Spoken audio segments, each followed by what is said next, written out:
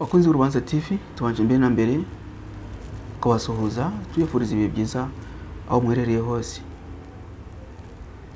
abatuye mu Rwanda, abatuye mu mahanga, abatembera mu Rwanda, abahanyura, mwese twifurije ibihe byiza aho muherereye hose.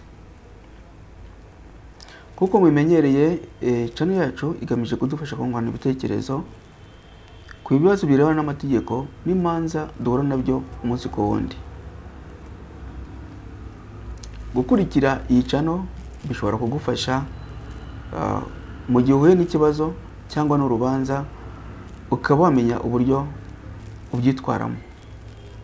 Ushobora kuba ufite ikibazo uyu munsi cyangwa urubanza rugaragaramo ingingo tujye kungurana n'ibitekerezo cyangwa wowe na kimwe muri byo, aha ntabwo ukumiriwe. Ushobora kuduha inama, kuduha ibitekerezo cyangwa kugira ubunararibonye udusangiza. Duhamagare kuri telefone igendanwa 0780408040 cyangwa twandikire kuri email kesiyangu@gmail.com cyangwa kuri email urubanza1@gmail.com.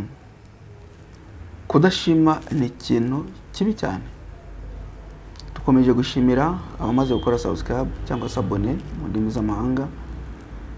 Nawe uri buyikore ugifungura kino kiganiro.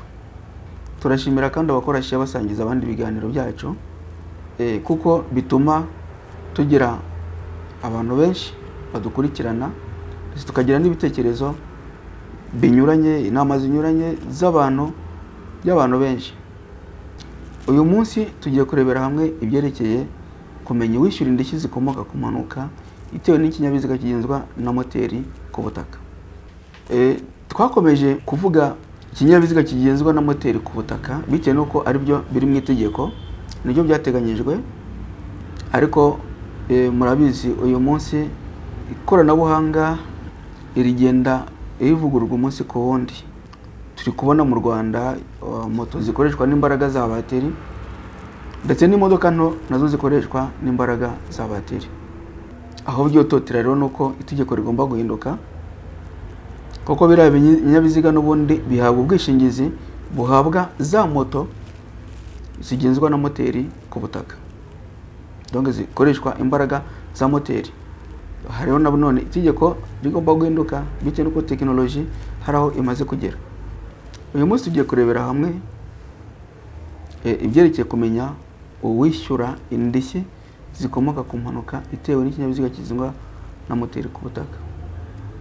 Uramutse utarakora subscribe cyangwa abone wabikora kugira ngo bigufashe kujya mu bambere bakurikirana ibiganiro byacu. Mu buzima bwa buri munsi mu muhanda tuhasanga ibinyabiziga by'ingeri zitandukanye. Hari moto, imodoka nto zirimo amavatiri n'amajipe, imodoka nini n'intoya zitwara imizigo, minibus na bisi zitwara abagenzi, amabeni, amakamyo, amwe tubona yirirwa atwara imicanga za howo, rukururana, imashini ziterura imizigo, izihinga n'ibindi.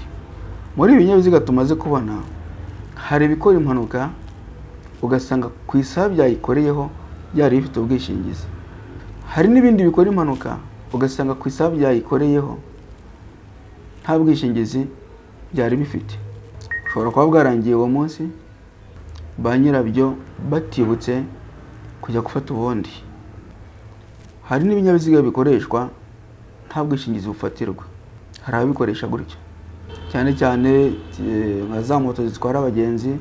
Urakavuga ati moto iransaba ubwishingizi, ndajya kwa autorisation ya rura, ndakora ibi n'ibi, ugasanga ahisemo kwishora mu muhanda nta bwishingizi.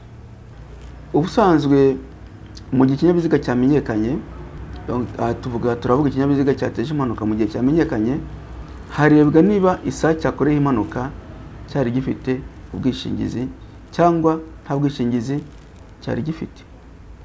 Hari benshi birashoboka cyane. Hari abakora impanuka ugasanga wenda nk'impanuka ayikoye saa 12 za mu gitondo cyangwa saa moya, ubwishingizi bwari bwarangiye akajya kufata saa 2 amashami ibigo by'ubwishingizi bifunguye akaba aribwo ajya gufata bwa bwishingizi. Icyo gihe rero nuvuga ngo ikirebwa ni uko mu gihe agongaga nta bwishingizi yari afite, yawufashe nyuma yo gukora impanuka. Mu buryo butavunanye bworoshye kumva, iyo ku isi y'ikinyabiziga cyateje impanuka cyari gifite ubwishingizi, umwishingizi wacyo niwe wishyura ibyangijwe. Ikigo cy'ubwishingizi gishobora kuba ari Sanlam, Assurance Generale PLC, gishobora kuba Beka, General Insurance Rwanda, Sonarwa, Radiant, UAP, Mayfair, Phoenix n'ibindi bigo bitandukanye. Kuko twabivuze mu biganiro byacu byahise, umushoferi mu makosa ashobora kumvikana n'uwo yahohoteye bikarangira. Mu gihe bidashobotse hakiyambazwa abashinzwe umutekano wo mu muhanda, impanuka igapimwa, imenyekanishwa mu gihe kitarenze iminsi 5 kuko twabibonye. Aho ngaho ni naho hanarebwa bya bindi byose twabonye, ntabwo tubigarukaho. Ibyo umwishingizi atanga nibyo uwamenyekanisha impanuka asabwa kugaragariza umwishingizi. Iyo ikinyabiziga cyateje impanuka nta bwishingizi cyari gifite ku isaha cyayikoreyeho, aha tuhumve neza bwarangiye cyangwa ntabwo kigeze gifatirwa. Indishyi zikomoka ku mpanuka zishyurwa n'ikigega cyihariye cy'ingoboka ku bwishingizi bw'uburyoze bw'impanuka z'ibinyabiziga bifite moteri bigendera ku butaka n'izikomoka ku nyamaswa. Aha niho benshi bavuga ngo ni for de garantie. Mbere cyitwa iki kigo kikigega cyitwaga for de garantie automobile, ariko uyu munsi cyahinduriwe inyito, ni Special Guarantee Fund for Accident and Damages Caused by Automobiles and Animals, SGF. Mu rurimi rw'igifaransa ni Fonds Spécial de Garantie pour des accidents et des dommages causés par les automobiles et les animaux, SGF. Aha twibukiranye ko ikigega cyashyizweho n'itegeko, cyashyizweho n'itegeko nimero 52 agakoni 2011 ryo kwa 14 ukwezi kwa 12 2011. Ni nacyo kiyambazwa iyo umuntu yangijwe n'inyamaswa. Babandi babona inyamaswa wenda ari ibigori cyangwa hari imyaka yariye bakagenda bakayica, ntabwo ari byo bagakwiriye kwiyambaza iki kigo. Iki kigega akaba ari cyo ikibishyura ibyangijwe. Imbere y'iki kigega, usibye ibihe byateganyijwe bihinduka, ariko n'ubundi uko twabigaragaje ibisabwa uwangijwe n'impanuka, ibyo asabwa kugira ngo agaragaze imbere y'umwishingizi we cyangwa imbere y'umwishingizi wamukoreye icyaha, ni nabyo n'ubundi agaragariza iki kigega. Imbere y'iki kigega igihe ntarengwa cyo gusaba indishyi ni imyaka 2, mu gihe imbere y'ibigo by'ubwishingizi bisanzwe igihe ntarengwa ari imyaka 5 ibarwa uhereye umunsi impanuka yabereyeho. Usaba indishyi abikora nyuma yo kwiyambaza inzego za polisi mu gihe cy'iminsi 7 aho ku 5 kuko twabibonye. Ibi ni nako bigenda yari inyamaswa yahohoteye umuntu. Iki gihe iyo kirenze, uwahohotewe ntashobore kugaragaza impamvu ikomeye yamuzitiye gusaba indishyi, atakaza uburenganzira ku ndishyi. Iki ni ikintu cyo kwitonderwa. Ikindi cyo kwitonderwa ni uko ibihe bimaze kuvugwa, iyo ari ku bimera byangijwe, ibihe biteganyijwe birahinduka. Uwangijwe n'inyamaswa amenyesha urwego rwa polisi mu gihe cy'iminsi 7, akamenyesha impanuka muri kiriya kigega mu gihe kitarenze iminsi 15. Donc iminsi 15 y'akazi. Iyo bavuga iminsi 15 y'akazi hano ni iminsi barwa hatabariwemo amakonji na weekend.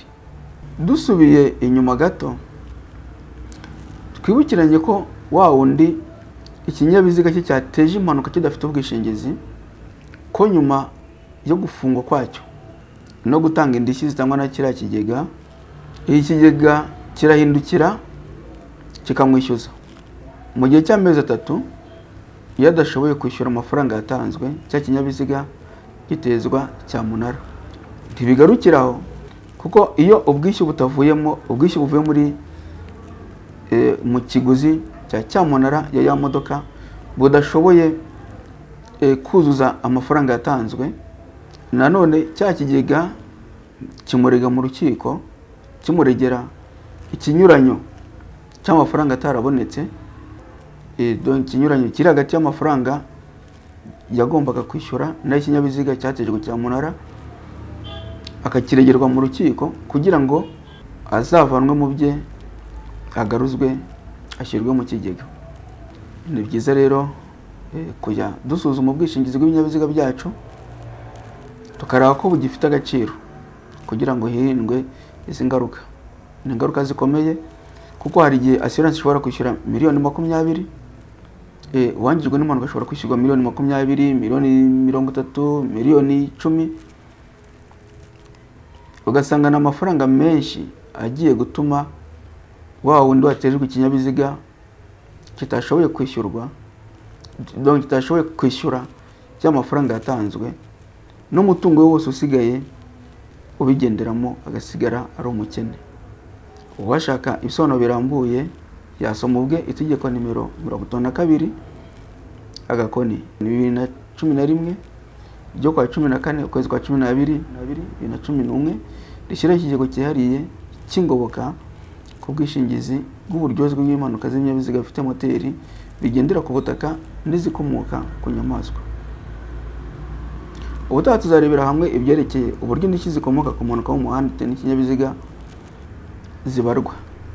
Mwari kumwe n'umuvandimwe wanyu, umukunzi wanyu, Metero Manager Ndege. Ukeneye inama kuri iki kiganiro cyatanzwe cyangwa ufite igitekerezo ushaka kutwungura, duhamagare kuri telefone 0780 40 80 40 cyangwa twandikire kuri mail kesyangu@gmail.com cyangwa ku rubanza rimwe@gmail.com. Dutera inkunga ukora subscribe cyangwa sabone mu gihe waba utarabikora. Kora share, usangiza abandi ikiganiro, kora like mu gihe unyuzwe n'ibikubiye mu kiganiro, kora dislike mu gihe utanyuzwe n'ibikubiye mu kiganiro, nabyo birashoboka. Tanga comment mu gihe ufite inyunganizi, icyo wongera cyangwa inama utanga.